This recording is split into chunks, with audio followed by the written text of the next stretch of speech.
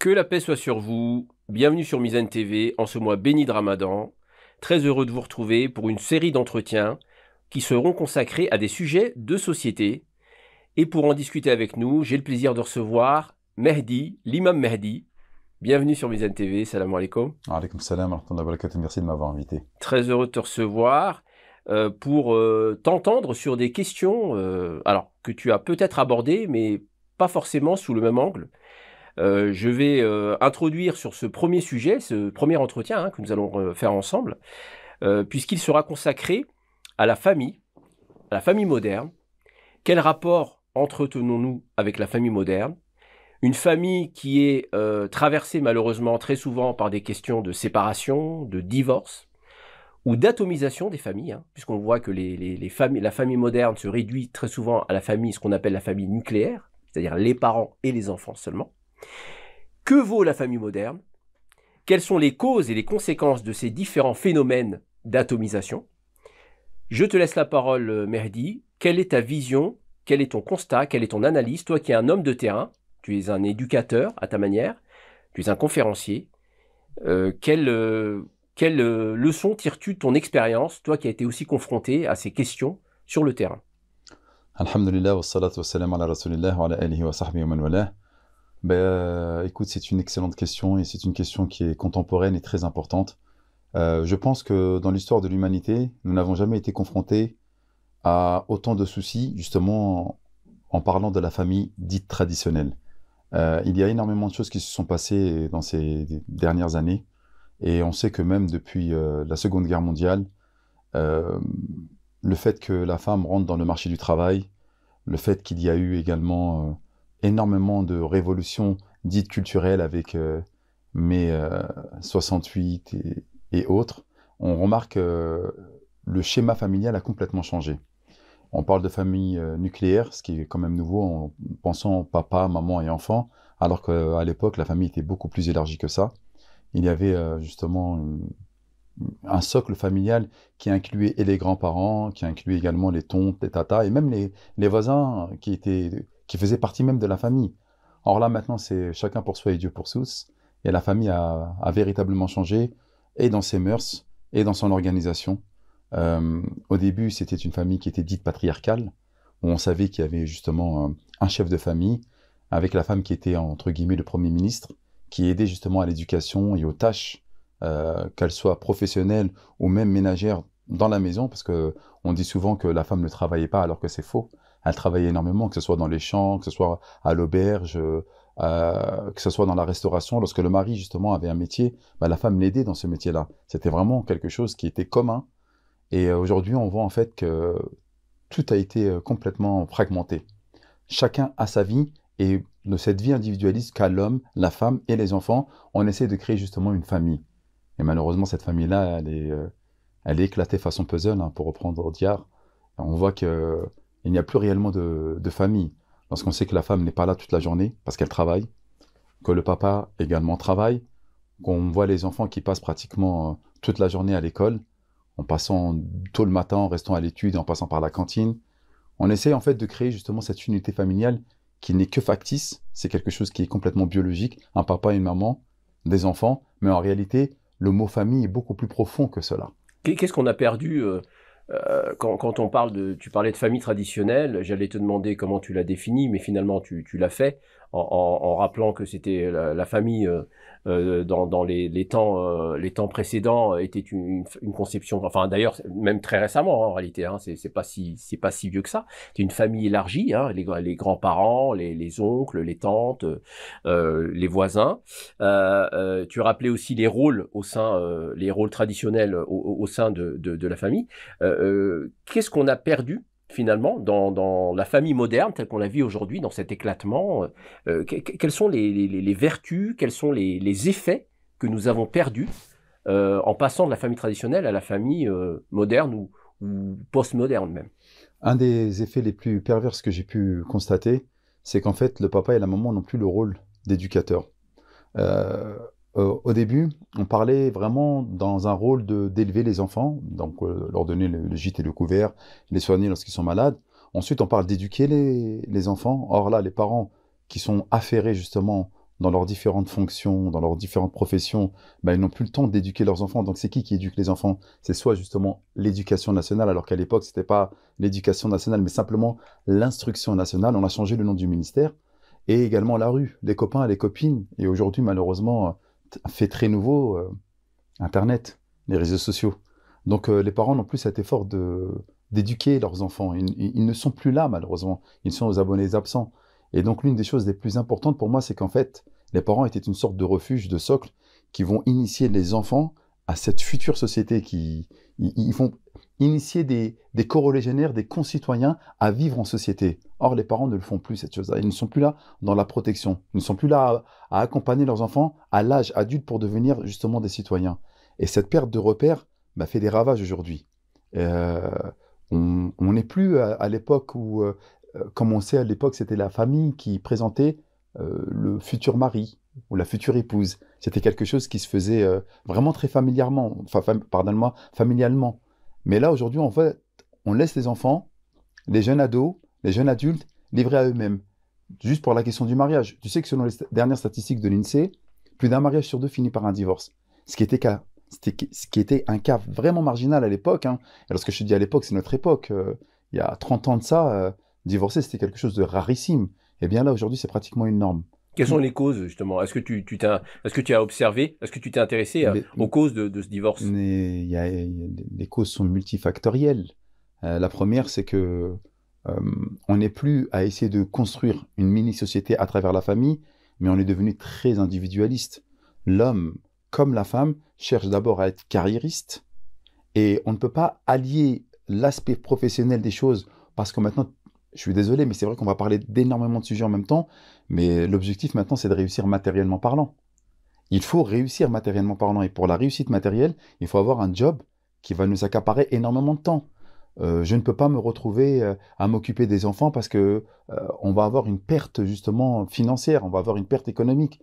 Tu te rends compte qu'aujourd'hui, je suis en train de constater que à l'époque, et c'est dans l'islam, l'homme doit subvenir aux besoins de la femme. Allah le dit et le mentionne dans le Coran. Là, je vois des frères qui disent, parmi mes critères de choix, il faut que la femme, elle travaille.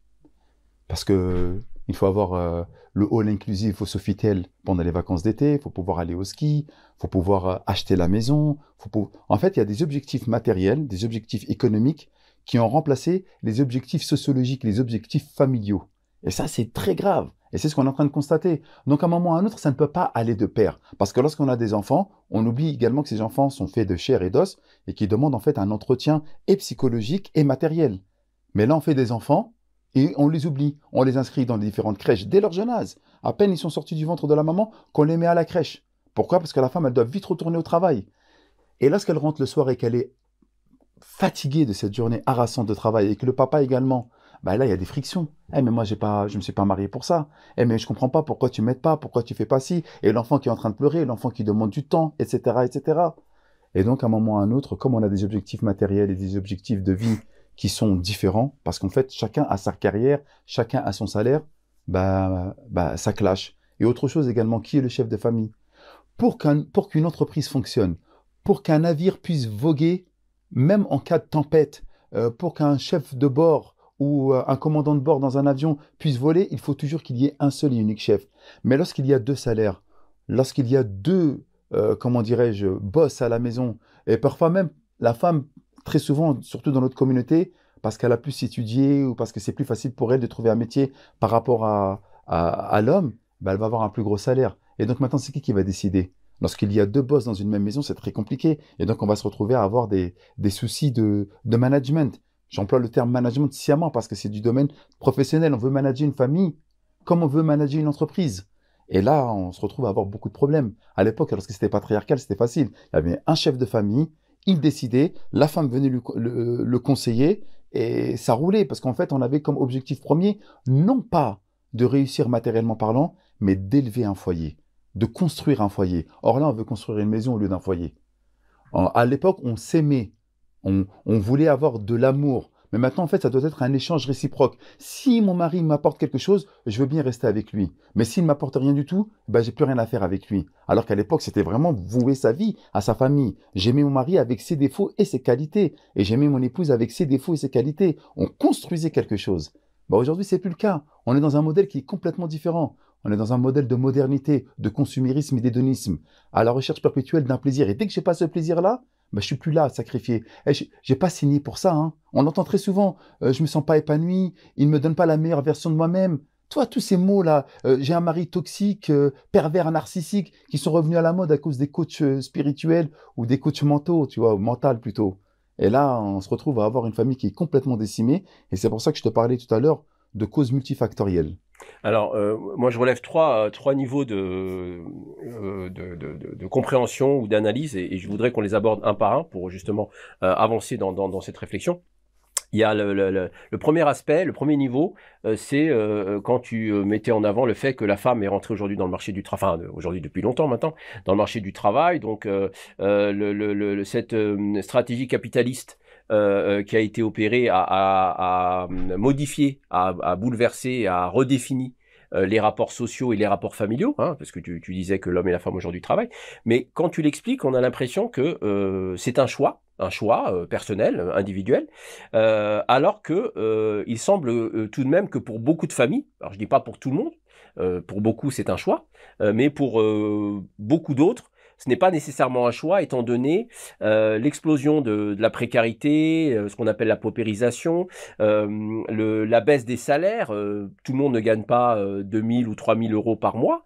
Et dans un schéma traditionnel où c'est le père qui ramenait l'argent, c'est-à-dire le père travaille, ramène son salaire, faisait vivre sa famille, ce qui était le cas encore dans les années 80. Moi, je me souviens le salaire de mon père nous faisait vivre très très bien, hein. Décemment. Voilà, décemment, le niveau de vie était nettement différent. Il n'y avait pas cette inflation. Quand on voit aujourd'hui le prix de l'essence, le prix de l'électricité, les abus terrifiants, hein, en hausse des prix et sans équivalence, sans montée des salaires qui permettent de vivre. Est-ce que tu ne nuancerais pas ton analyse de cette question-là, du fait que pour beaucoup, ce n'est pas un choix. Ils auraient voulu vivre différemment, mais que c'est une nécessité qui leur est imposée par le système. Est-ce que tu partages ce point de vue? Non, je partage pas du tout ce point de vue parce qu'en réalité, depuis la Seconde Guerre mondiale et surtout dans les années 60 où justement on a fait introduire la femme dans le marché du travail, d'une part parce qu'il fallait reconstruire la France et d'autre part pendant la Seconde Guerre mondiale, lorsque les hommes étaient au front, c'était les femmes qui étaient à l'usine et c'est elles qui travaillaient pour justement déjà fournir l'effort de guerre parce que la France était en guerre, l'Europe de manière générale. Et d'autre part, lorsqu'on a introduit la femme dans le marché du travail, c'était pour un dumping social. C'était pour déjà baisser les salaires. Baisser les salaires. Et on l'a fait avec la femme, mais lorsque la femme a complètement rempli justement le marché du travail, on a vu en fait qu'il fallait encore apporter un dumping social. Et on l'a fait comment? Avec nos parents, ceux qui sont venus du Maghreb et d'un petit peu partout dans le monde. Et donc on a fait un deuxième dumping social. Et c'est très révélateur ce que tu as dit, parce qu'en fait c'est le système qui a voulu cela. Lorsqu'on introduit les femmes, lorsqu'on ramène les étrangers, c'est encore une fois pour essayer de payer à moindre coût le salariat et pour faire en sorte justement que le patronat, donc le système capitaliste, puisse faire encore plus de profit. Mais une fois qu'on a dit ça, la précarité, tu me parles aujourd'hui on est de plus en plus précaire, mais les familles les plus précaires, c'est les familles monoparentales. C'est la femme qui se retrouve tout seule après avoir divorcé avec 2 enfants. Très souvent, le mari va donner peut-être une pension, mais ça va être compliqué parce qu'il faut payer un loyer qui est très cher. Au début, en fait, il y avait un loyer pour la famille. Maintenant, c'est un loyer le papa et un loyer la maman. Ils sont séparés, d'accord ou pas? Et donc, il faut un lit pour les enfants lorsqu'ils sont là et un autre lit pour les enfants lorsqu'ils sont de l'autre côté.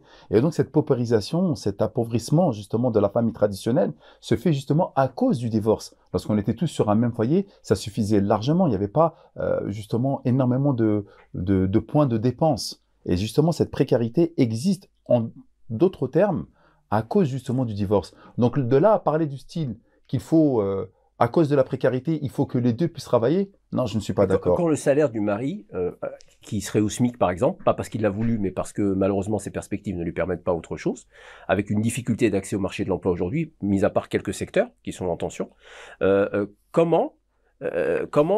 quel discours tu tiens aux parents qui peuvent avoir plusieurs enfants et ils ont du mal à s'en sortir, à payer les factures, à faire les courses, sans être forcément dans des standards très élevés, comme tu le mentionnais tout à l'heure. Ils sont dans des standards très élevés. Malheureusement, à cause d'Internet, réseaux sociaux, il faut que tu puisses être Instagrammable. D'accord? Ça, c'est une réalité aussi. Les gens vivent au-dessus de leurs moyens. Les téléphones coûtent cher, les vacances au ski coûtent cher. On voit des gens qui prennent des prêts pour aller en vacances.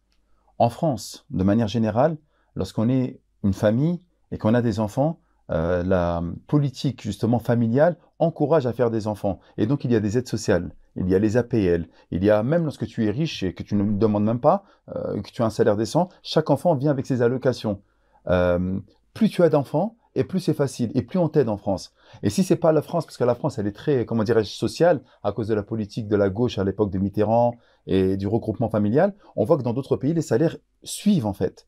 Et en réalité, lorsque tu me parles de cette chose-là, même avec un salaire SMIC, et on le voit, même il y a eu des abus, et que tu as juste 3 enfants, ou même 2 enfants, tu vas avoir des aides. Donc, qu'est-ce que l'on veut? C'est de quelle manière on veut vivre? Est-ce qu'on veut vivre de manière décemment ou on veut vivre comme on voit sur Internet et comme on voit sur les réseaux sociaux? Et ça, c'est une réalité aujourd'hui. Et pourquoi il y a des divorces également? Parce qu'on pense toujours que l'herbe est plus verte ailleurs.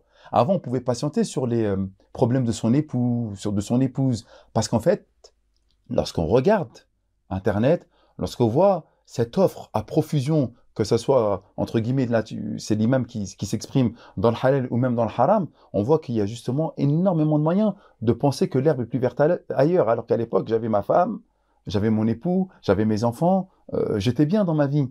Aujourd'hui, toutes les cartes ont été redistribuées. La manière de percevoir les choses, la manière de voir les choses, les objectifs de vie ne sont pas ceux d'antan. Et c'est la raison pour laquelle aujourd'hui on voit une famille complètement éclatée. Et je te parle même pas encore de... Là, je te parle de la famille traditionnelle.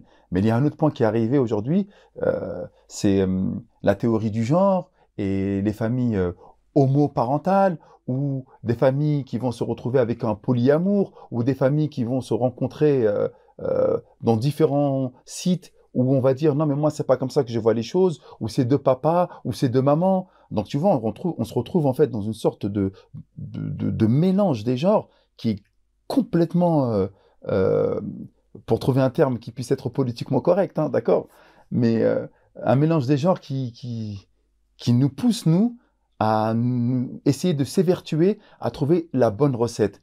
Mais même lorsque tu veux proposer une famille comme à l'ancienne, patriarcale, le papa avec la maman, etc., aujourd'hui c'est inaudible. Lorsque tu vois qu'il y a des papas qui disent à leur fille, ma fille, travaille. Travaille pour pas que tu sois dépendante de ton mari. Fais des études, ma fille. Et on voit des femmes qui sont en train d'étudier avec des bac plus 5, bac plus 7, bac plus 8, qui sont extrêmement bien instruites et qui ont des diplômes, et qui commencent à travailler, qui rentrent dans le marché du travail, et qui gagnent bien leur vie. Mais elles ont passé énormément de temps justement à acquérir justement cette stabilité financière et une profession qui soit à la hauteur de leurs études. Et ensuite, elles se retrouvent à 30 ans, 35 ans sur le marché du mariage, parce qu'à un moment ou à un autre, elles aimeraient bien pouvoir s'installer dans la vie, avoir un époux, avoir des enfants, etc. Mais le tic-tac de leur horloge biologique leur rappelle que là, c'est compliqué. Et comme elles ont travaillé et qu'elles sont montées intellectuellement parlant et qu'elles ont un niveau de vie très intéressant, trouver des personnes qui ont patienté comme elles à 35 ans, c'est compliqué également. Parce que les bonnes personnes, les jeunes hommes, etc., ils se sont déjà vite mariés. Et là, on se retrouve à avoir beaucoup de, entre guillemets, vieilles filles, mais c'est pas des vieilles filles, mais des personnes qui auraient voulu accéder au marché du mariage, mais très tardivement, et elles se retrouvent malheureusement démunies de ne pas avoir un choix concret.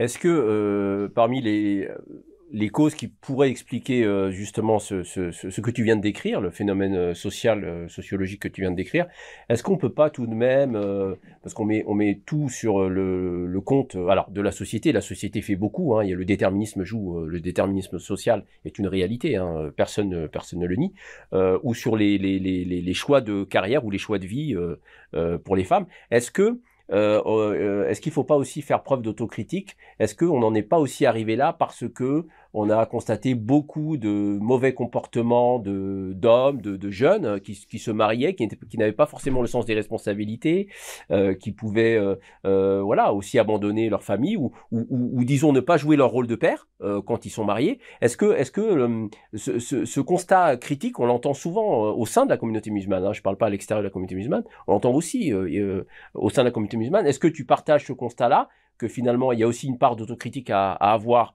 de la part des jeunes pères, hein, c'est peut-être un manque d'expérience, je ne sais pas, ou peut-être que les hommes sont l'image aussi sont à l'image de la société dans laquelle ils vivent, c'est ce que tu disais tout à l'heure, hein, voilà, et donc finalement cet aspect négatif il aurait jailli aussi chez les hommes, et tu le disais aussi quand tu disais le tel père qui encourage sa fille à faire ses études. Donc, est-ce que la critique ne doit pas être aussi partagée de ce côté-là? Il ne faut pas faire de faits factuels, d'accord, une généralité. À mon époque, déjà, dans les années 80, je voyais des familles que je connaissais où le papa avait délaissé la femme et enfants et était retourné, par exemple, au pays. D'accord, on l'a vu ça. Et on a vu également des personnes qui sont irresponsables, des papas qui se sont mariés. Mais encore une fois, c'est marginalement important. C'est vrai que ça existe, mais c'est marginal. En fait, on va toujours parler des problèmes, mais on ne parle jamais des cas qui ont réussi. Et alhamdoulilah, la plupart des mariages réussissent. C'est pour ça qu'on parle d'un mariage sur deux qui finit par un divorce. Mais n'oubliez pas également qu'il y a un mariage sur deux qui réussit. D'accord? Il ne faut pas non plus généraliser et avoir une vision défaitiste de la chose. Le gros souci, encore une fois, et nous sommes tous touchés, musulmans, juifs, chrétiens, athées, par justement cette perte de repères au sein de la famille traditionnelle. Quels sont les objectifs de la famille aujourd'hui? Et c'est ça qu'on doit redéfinir. À un moment ou à un autre, on veut quoi? Ben, là, la plupart du temps que je vois, c'est avoir des enfants. Pourquoi? Ah là là, j'ai vu une petite Jordan à 40...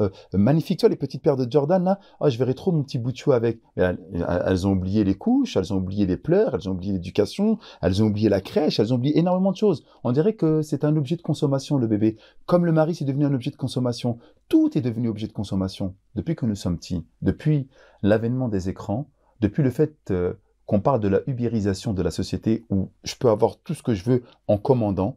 On regarde le nombre incalculable d'applications, de rencontres, etc. On peut tout avoir au bout du doigt à cause du téléphone. C'est un facteur, pour moi, principal de cause de l'éclatement de la famille traditionnelle. Et c'est ça le problème. Nous ne sommes plus dans l'investissement. La famille, c'est un investissement.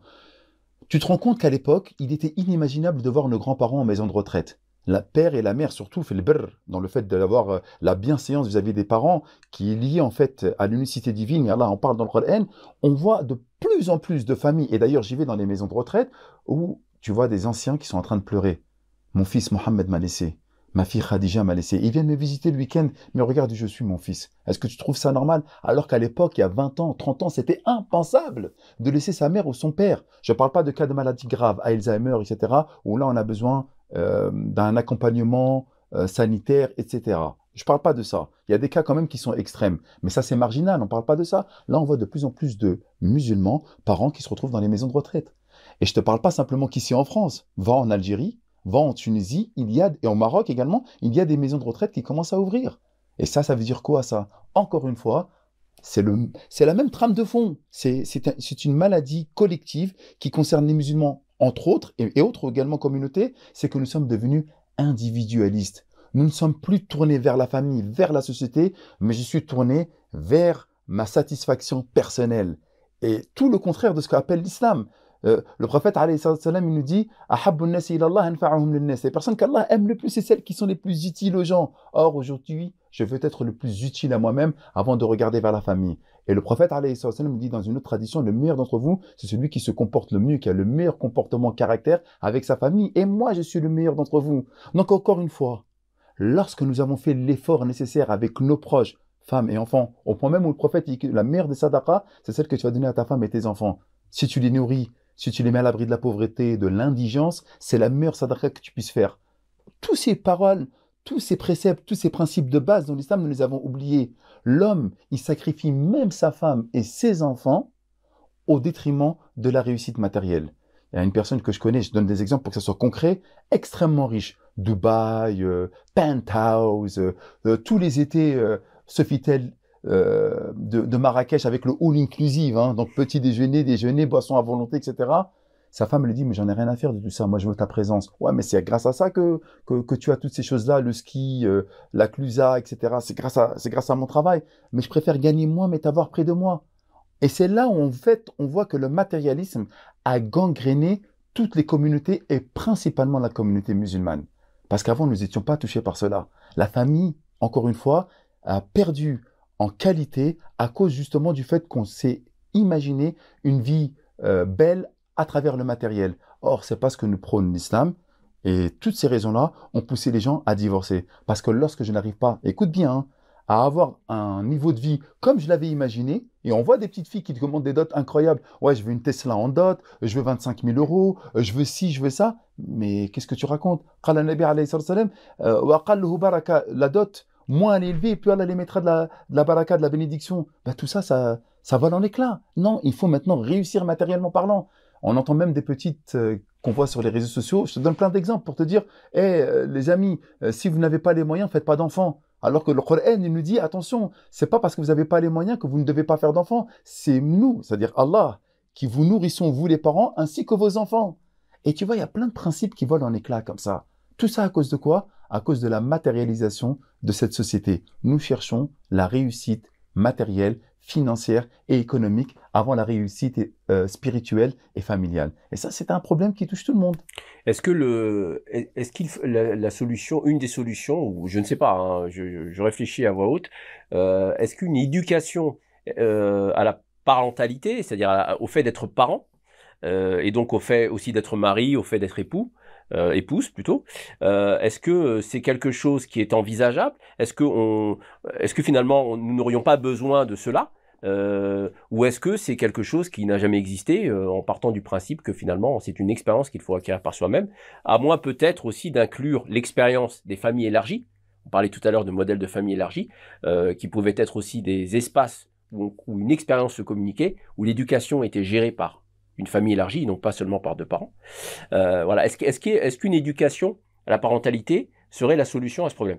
Mais encore une fois, tu me voles les mots de la bouche parce que il y a une formation à la parentalité qui est en train d'être mise en place par moi-même et d'autres également camarades et collègues, qu'ils soient imams, sociologues ou même juste formateurs et écrivains. Et cette parentalité, elle est très importante parce qu'on a oublié de savoir comment être parent. Avant même de choisir une épouse, comme on l'a dit, parmi les droits des enfants, c'est de leur choisir une bonne mère. Et la femme, lorsqu'elle doit choisir un époux, avant même de l'aimer, de l'apprécier, de voir sa religiosité, elle doit choisir un bon père pour ses futurs enfants. Parce qu'en fait, l'un des buts principaux du mariage, c'est de pouvoir justement construire cette famille autour des enfants. La famille élargie, c'est très important, c'est ce qu'on avait à l'époque. Et la famille élargie, c'est le principe même de l'islam. C'est comme il a dit le Nabi alayhi salam, Man ra'a minkum munkaran falyughayyirhu. Celui qui voit un mal, il doit le changer. Or, aujourd'hui, si tu parles juste aux enfants de ton frère ou de ta sœur, tu vas avoir une remarque acerbe qui te dira ce ne sont pas tes enfants, c'est les miens, occupe-toi de tes affaires. Ce qui était inimaginable à l'époque.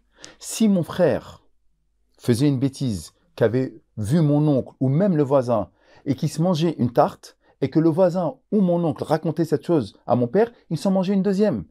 Parce qu'en fait, nous étions tous à éduquer les enfants du quartier. Et je te parle ça dans les années 90, à Paris, dans le 19e arrondissement, là où j'ai grandi. Que le tonton soit algérien, marocain, tunisien ou même malien, sénégalais, s'il nous voyait faire une bêtise et qu'il nous mettait ou qu'il nous corrigeait à sa manière, qu'il nous molestait ou peu importe, eh bien, il fallait se taire parce que si papa l'entendait ou maman l'entendait, je me mangeais une deuxième rouste à la maison. Ça, c'est devenu impensable. Ne touche pas à mon fils, ne touche pas à mes enfants. C'est moi qui les éduque, c'est moi qui dois gérer. Et justement, cette perte d'investissement pour la société et non pas simplement que pour la famille. Parce que c'est quoi la famille en fait? C'est la société, c'est des composantes de plusieurs petites familles. Et tu peux éduquer tes enfants de la plus belle des manières, et c'est ce qu'on a vu. Des parents qui ont éduqué leurs enfants, qui leur ont appris le Coran. Et malheureusement, parce qu'il n'a pas fait l'effort dans le quartier, des amis du quartier ont fait en sorte que lui qui avait le Coran dans son cœur se retrouve à dealer, à avoir un point de deal. Je ne sais pas si tu te rends compte de la folie, Foued.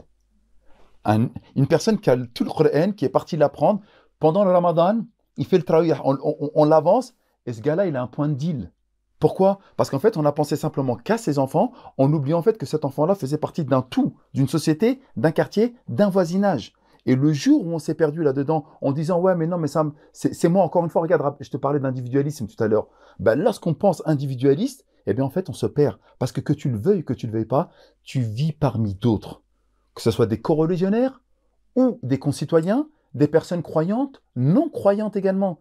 Et il faut intégrer cela dans l'éducation familiale. La famille, c'est tout ça. D'ailleurs, on parle même, ouais, la famille. Même des fois, des gens, tu fais, ouais, lui, c'est la famille. Pourquoi on dit ça? Parce qu'il a grandi avec moi. Parfois, même le voisin de palier, il est encore plus important pour toi que ta famille qui est éloignée. Pourquoi? Parce que si ta maison brûle, ou s'il y a un voleur, ou si tu as besoin d'aide parce qu'il y a eu une crise, peu importe de ce qui peut se passer, c'est ton voisin qui va t'aider. Les proches. Donc Les- là, c'est dans les deux sens du terme. Les proches, c'est la famille, et c'est aussi les Exactement. gens qui habitent à côté. Exactement. Mais là, le proche, tu sais même pas le nom de ton voisin.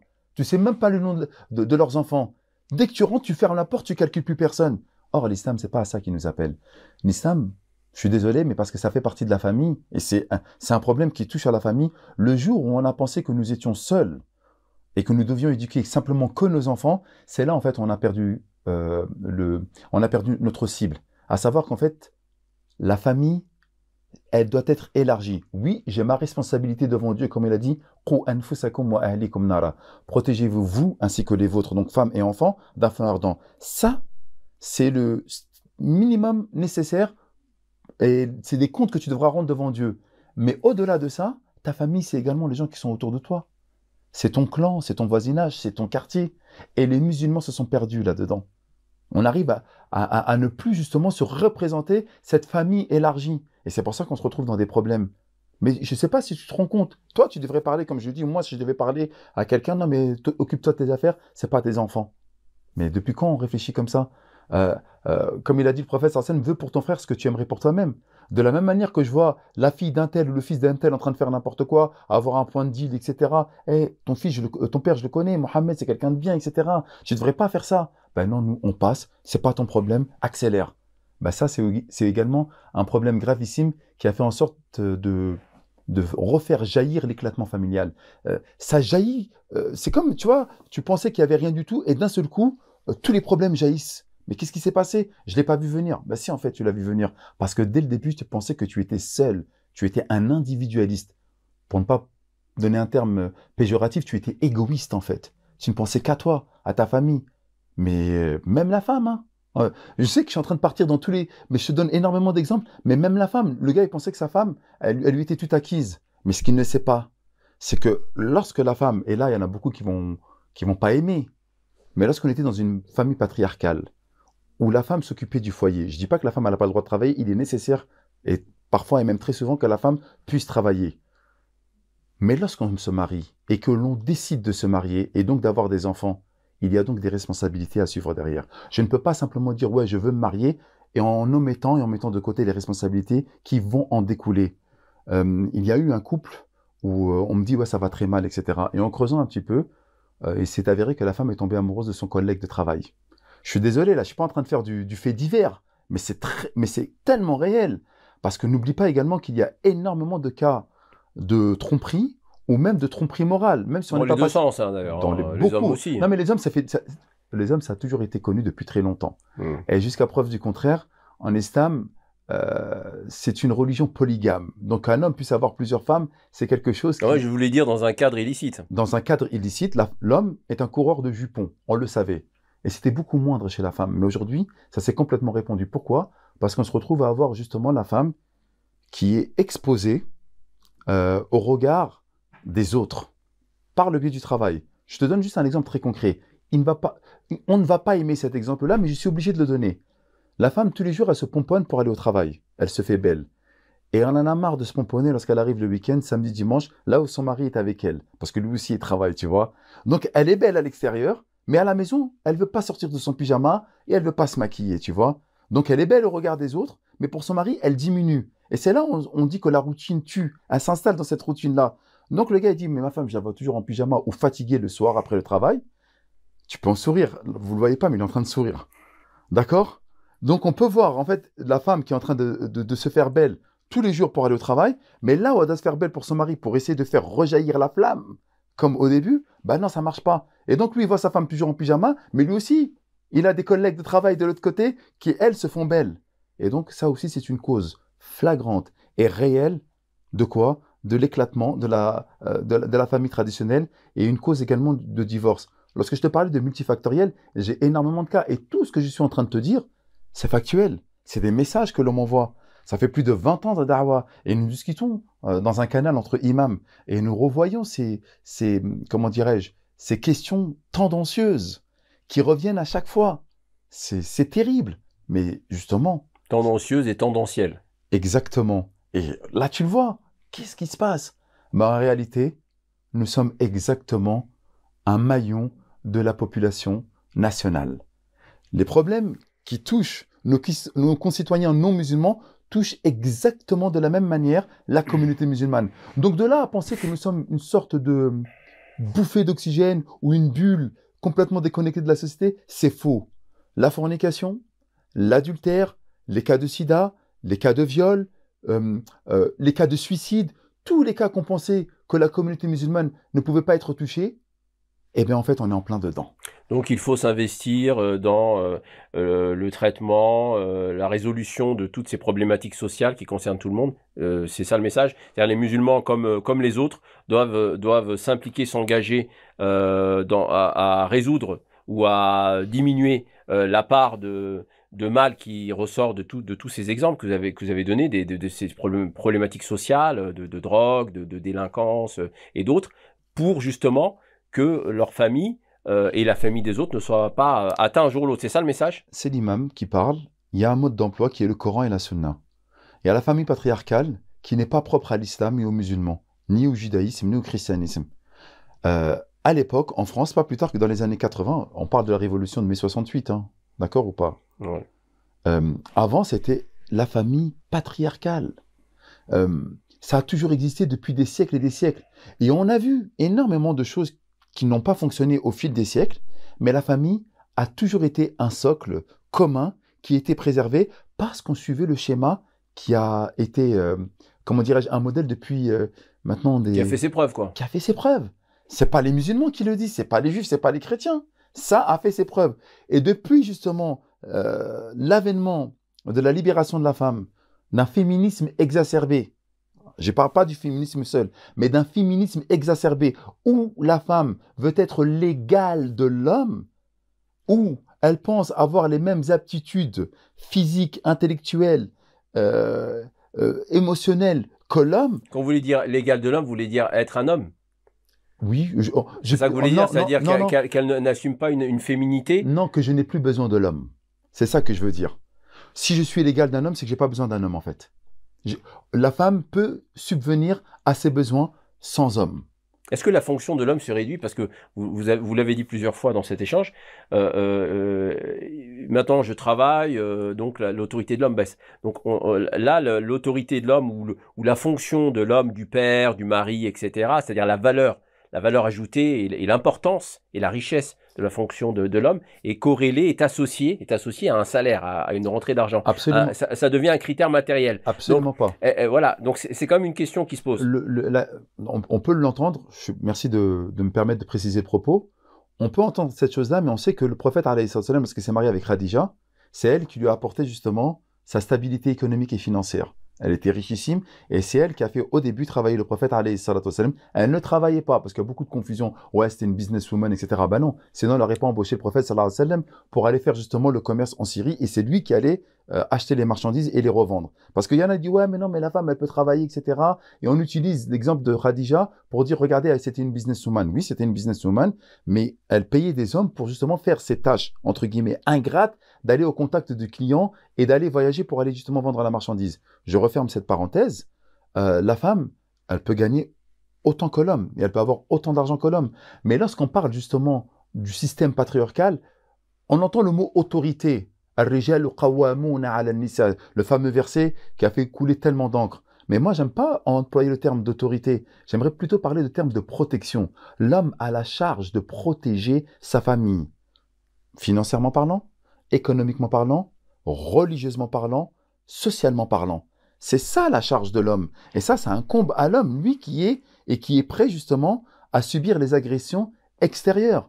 On voit très bien que la femme, elle est harassée par le travail extérieur. Lorsqu'on voit une femme qui fait le café, qui se pomponne, qui se plie en quatre pour son manager, là, il n'y a pas de problème. Elle n'est pas soumise. Mais dès qu'elle doit faire cette même chose pour son mari, qui subvient à ses besoins, qui l'aime, qui la chérit, qui lui donne des enfants, qui vit avec elle, oh ben non, là, elle est soumise. Lorsque le patron lui dit va me chercher un café ou va me ramener tel ou tel dossier pour un salaire, bah là, il n'y a pas de problème, on ne parle pas de soumission. Leur collègue de travail va dire ouais, mais tu dois patienter, etc. Sinon, comment tu vas faire pour gagner ta vie? Mais dès que c'est le mari qui commence à demander la même chose à son épouse et qu'il est en droit de demander parce qu'elle lui donne et il lui donne en retour, Eh bien non, là, ça devient de l'exploitation, etc.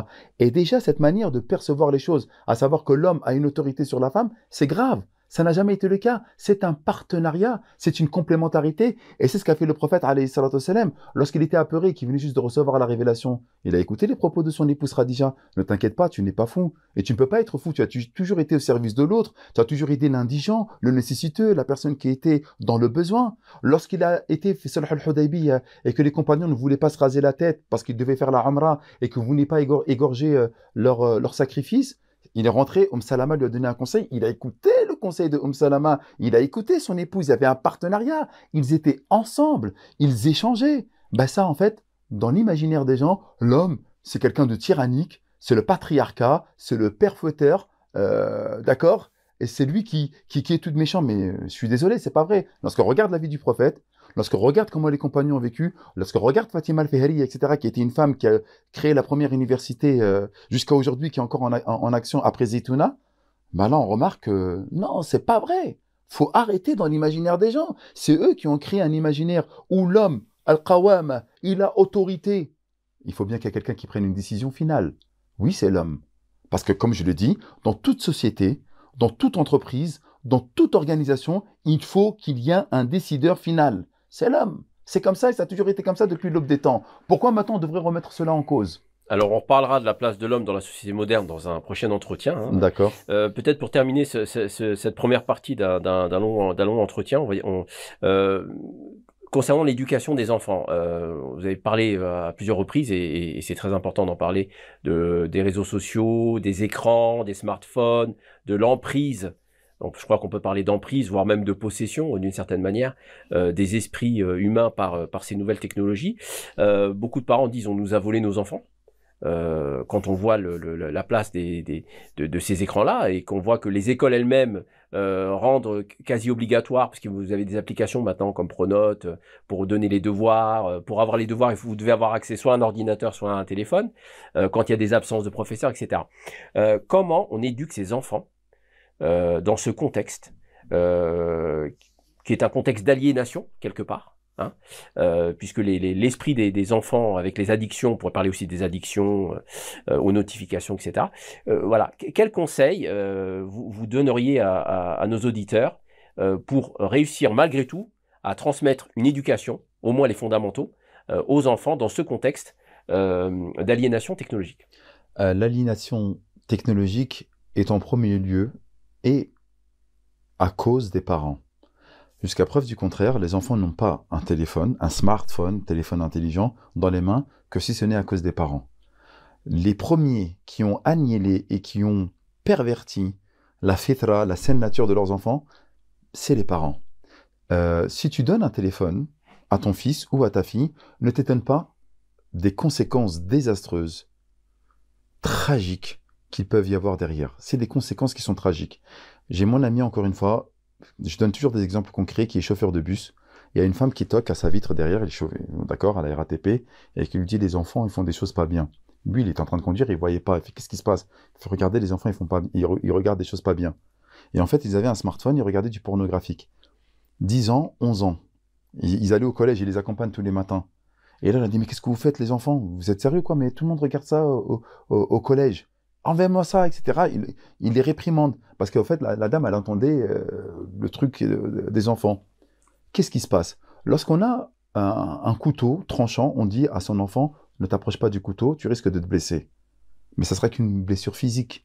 Mais lorsqu'on donne un téléphone, un smartphone dans les mains d'un enfant, à travers les réseaux sociaux, d'accord?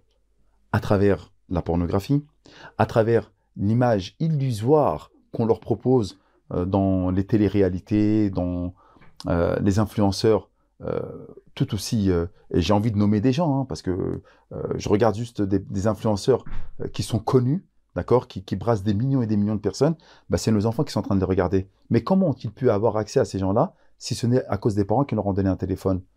J'ai donné des téléphones à mes enfants. C'est quoi comme téléphone que je leur ai donné? Des bigots, SMS, appel, je raccroche. Ouais, mais ils ont également leurs copains, ils peuvent leur créer des comptes Snap, etc. Ils peuvent regarder au collège. Oui, mais ça sera toujours limité. Dès qu'ils rentrent à la maison, je reprends contrôle de mon enfant. Je reprends contrôle de mon enfant lorsqu'il rentre à midi également. Il ne passe pas toute la journée à l'école, il ne passe pas toute la journée. Encore une fois, c'est à cause de quoi? C'est à cause de l'homme et la femme travaillent. L'enfant est livré à lui-même. Déjà à l'époque, les premières comment dirais-je, cassettes VHS pornographiques qu'on a regardées, c'était chez les collègues qui, je parle de ceux qui étaient à l'époque, où les parents travaillaient. Parce que tu ne pouvais pas regarder du porno ou des choses illicites, etc. Lorsqu'il y avait les parents qui étaient toujours à la maison. Et dans les familles maghrébines ou dans les familles subsahariennes, il y avait toujours des parents qui étaient là. Donc c'est où tu fais les bêtises? À l'abri des parents, parce que les parents travaillent. Et bien là, en fait, tu n'as même plus besoin d'avoir un endroit pour pouvoir faire cette chose-là. Tu lui as donné ça dans ta poche. Tu es dans le lit, toi tu es en train de dormir et ton fils il a son téléphone. Il est en train de regarder TikTok. Il est en train de regarder des influenceurs qui l'appellent au mal. Il est en train de regarder des choses qui le pervertissent l'esprit. On n'a jamais eu autant de cas d'homosexualité et autant de cas d'athéisme dans la communauté musulmane. Pourquoi? Encore une fois, c'est par rapport à ce qu'il est en train de regarder dans les tendances sur les réseaux sociaux. Qu'on le veuille ou qu'on ne le veuille pas, cela influence nos enfants. Et les premiers responsables, ce sont les parents. Qu'on le veuille ou qu'on ne le veuille pas. Parce que c'est eux qui mettent le téléphone. Donc avant de crier à la société qui est pervertie, avant de crier au fait que oui, c'est à cause des autres, etc., regardons déjà ce qui se passe à la maison. Des fois, on voit nos enfants, on leur donne un cadeau. Quel cadeau on leur donne? Parce qu'ils veulent être in comme les autres. On leur donne un smartphone, un téléphone intelligent dans les mains qui leur ouvre justement la porte à tout ce que l'on peut voir de sale, surtout lorsqu'on est enfant. Nous, adultes, on arrive à faire la différence, on arrive à discerner entre le bien et le mal, de ce qui va nous toucher, de ce qui ne va pas nous toucher. Mais un enfant, le pauvre, il ne fait que d'absorber. Et tu te rends compte qu'il y a des enfants à 7 ans, 8 ans, 9 ans, et on les voit, ils ont déjà des smartphones à la main. Mais qui leur a donné ces smartphones? C'est les parents. Donc avant de me dire oui, quelles sont les solutions, etc., avant de parler de guérison, parlons de prévention. Ne mettons pas de téléphone dans les mains de nos enfants. Et on l'a vu, on l'a prouvé. C'est cela qui crée des addictions gravissimes. Pourquoi en fait aujourd'hui on voit des parents qui divorcent? Parce qu'en fait, c'est ceux des années 2000, les milléniums, qui se retrouvent à avoir grandi avec des écrans. Et lorsqu'ils ont grandi avec des écrans, au début, on pouvait créer de la frustration chez toi et moi, on était frustrés. On se mettait des pressions à l'école, on se moquait de nous. Il fallait nous installer dans la société déjà, au lycée, à l'école, etc. Il nous fallait nous trouver notre place et ça passait parfois par des petites bagarres, par des moqueries, etc. La frustration faisait partie de notre quotidien. Aujourd'hui, lorsque l'enfant immerge dans son téléphone, tout ce qui va le frustrer, il va zapper, il va scroller. Mais lorsqu'il va grandir, il va se prendre pour un renard, il va croire que c'est une femme, il va croire qu'il n'est pas bien dans la peau d'un homme, il va pas se sentir bien dans telle et telle chose parce qu'il n'a pas l'habitude à la frustration. Et donc, il va rester éternellement adolescent. Même si son corps a grandi, il va rester éternellement adolescent. Je ne veux pas me mélanger. Je ne veux pas être un homme. Pourquoi? Parce qu'un homme, ça demande à quoi? À avoir une implication, à apporter une protection à sa famille. Ça demande un sacrifice pour les autres. Ben non, moi, je n'ai pas envie de me prendre la tête. Et on veut toujours rester dans une zone de confort. À cause de quoi? À cause du fait qu'on ait miroité justement ce transhumanisme où tu peux vivre à travers les réseaux, à travers l'informatique. Donc c'est trop tard, une fois que le téléphone est entre les mains des jeunes, c'est trop tard, il y a plus rien à faire? Absolument pas. Il y a malheureusement, comme tu le sais, dès qu'il y a une addiction, il y a un sevrage à faire. Mais le sevrage est difficile. Et il demande des moyens. De couper, combien de personnes, j'ai combien de jeunes qui viennent me voir et me disent, Mehdi, je suis désolé, mais je suis attiré par les hommes. Et c'est un musulman qui vient, qui assiste à des conférences islamiques. Alors en France, nous avons une liberté totale de pouvoir être attiré par ce que l'on veut. D'accord? Une fois qu'on a dit cette chose-là, religieusement parlant, que ce soit chez les chrétiens, chez les juifs ou chez les musulmans, l'homosexualité est interdite. Et donc il se sent mal, il vient me voir, il me dit, je me sens mal, je suis attiré par les hommes. La première chose que je lui pose comme question, c'est, est-ce que tu regardes du porno? 9 fois sur 10, il me dit oui. Pourquoi? Parce qu'au début, c'est une relation classique et ça monte crescendo jusqu'à arriver à avoir toujours besoin d'images de plus en plus trash pour arriver justement à cette jouissance qui va l'apporter en regardant. Transgression, exactement. La logique de la transgression. Et de plus en plus hard, d'accord ou pas? Et là, il est dégoûté. Et je lui dis tout de suite, tu te dois de passer par le sevrage, de couper avec ce smartphone, de prendre un téléphone pour que tu sois joignable et d'avoir un téléphone dans le salon, pas un ordinateur portable, pardonnez-moi, un ordinateur qui soit dans le salon où tu ne peux pas te retrouver en tête-à-tête avec ce qui va te mener à la pornographie. C'est un sevrage. Donc ça va demander du temps. Tu sais très bien que prévenir, c'est facile, mais guérir, ça demande un protocole. Parfois, c'est des chimios, c'est des radiothérapies. Parfois, ça prend du temps. Parfois, c'est des médicaments. C'est douloureux. C'est douloureux. Donc lui, il y a un travail. Mais qui aime la douleur aujourd'hui? Parce que tout est tellement facilité. C'est très compliqué. Donc on peut déjà sauver un maximum de personnes en étant dans la prévention. Et si des personnes arrivent à regarder justement cet entretien, qu'ils fassent attention à leurs enfants. C'est une amana, c'est un dépôt qu'Allah leur a donné, qu'il leur a confié. Et c'est à cause de ça qu'on voit une société de plus en plus folle aujourd'hui. Des gens qui font de plus en plus n'importe quoi parce que justement, ils ne vivent plus à travers la réalité. Au début, tu te rends compte que à Marseille, avec la DZ Mafia, il y a des tueurs à gages qui ont 14 ans, 13 ans, 15 ans. Est-ce que ça existait, ça, à l'époque? Impossible. Mais On parlait pourquoi? des enfants soldats dans certains pays. Mais oui, mais à cause de quoi? Encore une fois, à cause justement de l'horreur de ces pays, parce que c'est des pays en guerre. Bah là, c'était des enfants qui étaient livrés à eux-mêmes. Les parents, ils étaient morts. Soit décimés, soit exterminés, ou soit tués, parce qu'ils n'étaient pas de la bonne tribu. Bah là, aujourd'hui, on voit des enfants qui se retrouvent livrés à eux-mêmes, bien que leurs parents soient là, mais parce qu'à cause du téléphone, on leur a fait miroiter, à cause des rappeurs, où on fait des clips avec des kalachnikovs, où on fait des clips où on tient des terrains, où on fait du compète, où on met des masques, où on fait des doigts d'honneur, où on prône la violence, où on prône la sexualité débridée, etc. Tout ça, on les a vus où?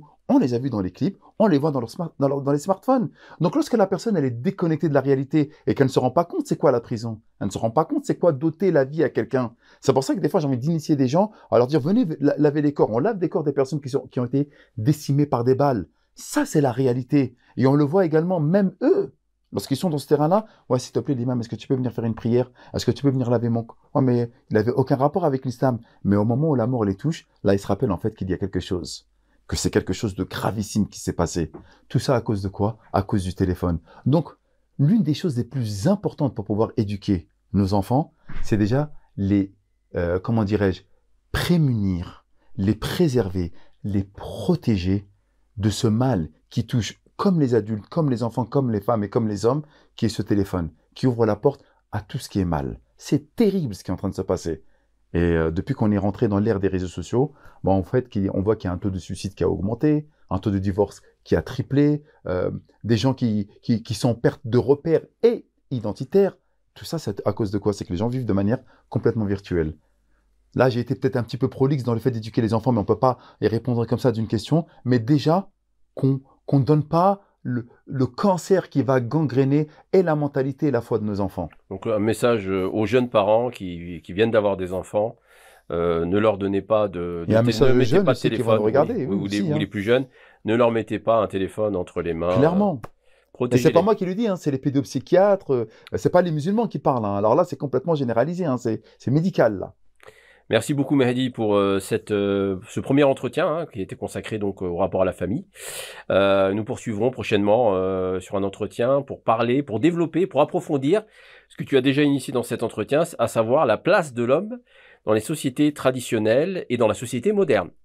Merci à tous nos éditeurs pour leur fidélité. N'oubliez pas de nous soutenir en vous abonnant, en notifiant la petite cloche et aussi en participant à cette réflexion dans le fil de commentaires. Et je vous donne rendez-vous très bientôt pour un prochain entretien sur Mizan TV. Merci à vous.